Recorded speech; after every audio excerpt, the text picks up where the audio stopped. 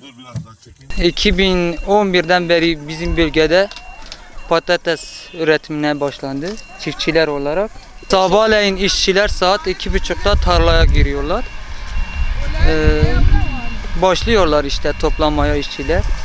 Değişik bölgelerde de geliyor. Kızıltepe'den, Akarsu'dan geliyorlar. Sıcak doğru. Zorluk çok sıcaktır. İşte işçiler erken geliyorlar. Patatesler bozulmaması için ne kadar tarladan erken çıkıyorsa o kadar tüccarlar için iyidir. Fiyat bu sene memnunuz ama gübredir, yakıttır, DEDAŞ özellikle elektrik sorunumuz var yani. Bazen bazı yüklü faturalar geliyor bize.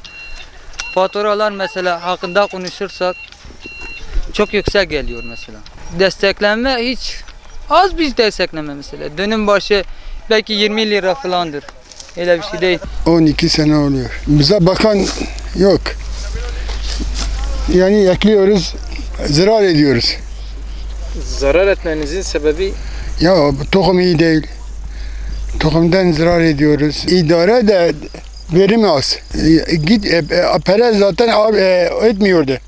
Bu sene biraz yani etti de o da masrafı fazla. Masraf fazla. İşi 350 bilmem 500 lira yüklüyorlar. Öyle hepsi işçi gidiyor. Çıkarsa 60 ton çıkar.